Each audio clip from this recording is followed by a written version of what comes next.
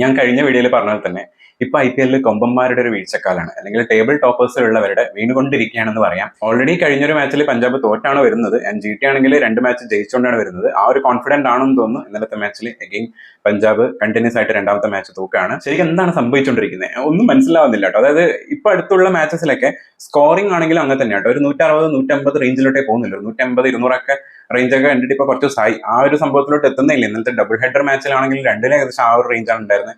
ഇന്നലത്തെ CSKയുടെ മാച്ചിലാണെങ്കിൽ അതുപോലെ തന്നെ ഉള്ളത്. ഇപ്പൊ അടുത്ത് വന്ന മാച്ചസ് ഒക്കെ ആ ഒരു രീതിയിലാണ് പോയിക്കൊണ്ടിരിക്കുന്നത്. ആൻഡ് ബൗളിംഗ് ഫീൽഡിംഗ് ഒക്കെ കുറച്ചും കൂടി ഇമ്പോർട്ടൻസ് വരികയാണ്.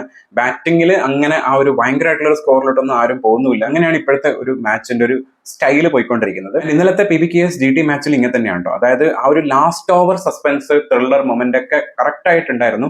6 ബോളിൽ 10 റൺസ് എന്നുള്ള ഒരു സ്റ്റേജിൽ നിന്ന് ശരിക്ക് അവിടെ പഞ്ചാബിന് പിടിക്കാൻ പറ്റുമെന്ന് തോന്നിപ്പിച്ചെങ്കിലും, പക്ഷേ GTയുടെ ഭാഗത്തുള്ള ഒരു അഡ്വാൻറ്റേജ് എന്ന് പറയുന്നത് വിക്കറ്റുകൾ കയ്യിലുണ്ടായിരുന്നു എന്നുള്ളതാണ്. അത് മാത്രമല്ല, ഓൾറെഡി ബാറ്റ് ചെയ്യാൻ അറിയുന്ന വാഷിംഗ്ടൺ സുന്ദറും, അതുപോലെ തന്നെ ഇപ്പുറത്ത് കുഴപ്പമില്ലാണ്ട് ബാറ്റ് ചെയ്യാൻ പറ്റുന്ന അർഷദ് ഖാനും ഉണ്ട്, ഇനി വരാനിരിക്കുന്ന റാഷിദ് ഖാനും ഉണ്ട്.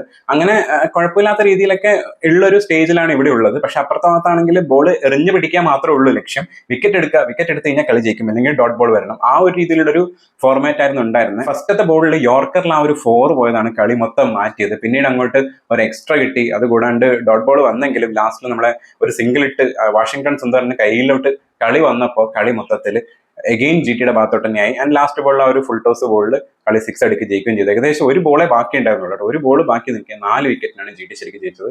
അതും ലോ സ്കോറാണ് ശരിക്കും ചേസ് ചെയ്തത്. ആ ചേസ് ചെയ്ത സമയത്തും കുറച്ച് ടഫ് ആയിട്ടുള്ള സംഭവങ്ങൾ രണ്ട് ഭാഗത്തും ഉണ്ടായിരുന്നു. രണ്ടുപേരും എനിക്ക് തോന്നുന്നു അത്യാവശ്യം നന്നായിട്ട് തന്നെ ബൗളിംഗ് ചെയ്തിട്ടുള്ള ഒരു മാച്ച് ആണെന്ന് പറയാം. പഞ്ചാബ് 163 റൺസാണ് എടുത്തത് ഫസ്റ്റ് ബാറ്റ് ചെയ്തപ്പോൾ, 9 വിക്കറ്റ് നഷ്ടത്തിൽ. പക്ഷേ ഇപ്പുറത്തെ ഭാഗത്ത് നോക്കിക്കഴിഞ്ഞാലും അങ്ങനെ ഭയങ്കര സംഭവം എന്നല്ല. ആ ഒരു 167 ചേസ് ചെയ്ത് എടുത്തിയത്. അവിടെയാണെങ്കിലും ഒരു ബോൾ ബാക്കി നിൽക്കുകയാണ് ഉണ്ടായിരുന്നത്. അത് മാത്രമല്ല 6 വിക്കറ്റ് പോയിട്ടുണ്ടായിരുന്നു. അപ്പൊ രണ്ട് ഭാഗത്തും ആ ഒരു ബൗളിംഗിന്റെ ഒരു ഭയങ്കരമായിട്ടുള്ള ഒരു പെർഫോമൻസ് ഇന്നലത്തെ മാച്ചിൽ കാണാൻ വേണ്ടി പറ്റി. എടുത്തു പറയേണ്ട ജെയ്സൺ ഹോൾഡർ തന്നെയാണ്. കാരണം ഇത്രയും ഇമ്പോർട്ടന്റ് ആയിട്ടുള്ള 4 വിക്കറ്റുകൾ ആൾ എടുത്തപ്പോൾ തന്നെ കംപ്ലീറ്റ്ലി പഞ്ചാബിന്റെ മേലൊരു ഡോമിനേറ്റിംഗ് സംഭവം GT അവിടെ ഉണ്ടാക്കിയെടുത്തു. ആ ഒരു സ്ഥലത്താണ് ശരിക്കും പഞ്ചാബിനെ ഫുള്ളായിട്ട് അടി തകർന്നു പോയി എന്ന് വേണമെങ്കിൽ പറയാം. പ്രത്യേകിച്ച് ഫസ്റ്റ് ബാറ്റ് ചെയ്യുന്ന പഞ്ചാബ് നമുക്കറിയാം ഓൾറെഡി വെടിക്കെട്ട് ഓപ്പണേഴ്സ് ആണുള്ളത്. അത് കഴിഞ്ഞ് ശ്രേയസ് അയ്യർ ഉണ്ട്, കോൺലി ഉണ്ട്, അതുകൂടാണ്ട് നിഹാൽ വധേര, അങ്ങനെ ഒരു വലിയൊരു ബാറ്റിംഗ് നിരയുന്നുണ്ട്. കാരണം ഇവരൊക്കെ എന്ന് വെച്ചാൽ അൺക്യാപ്ഡ് പ്ലേയേഴ്സ് ആണെങ്കിലും അവരൊക്കെ ഗംഭീരമായിട്ട് കളിക്കുന്നവരാണ്. ഈവൻ മാർക്കസ് സ്റ്റോയിനിസ് ഉണ്ട്, അങ്ങനെ മാർക്ക് യാനിസൺ ഉണ്ട് എന്റെലോട്ട്. ആ ഒരു വെടിക്കെട്ട് അടിക്കാൻ പറ്റുന്ന ഒരു 200 220 240 വരെ സ്കോർ ചെയ്യാൻ പറ്റുന്ന ഒരു ടീം ഇന്നലെ 163 തീർന്നതിന്റെ complete credit goes to GT bowlers തന്നെയാണ്.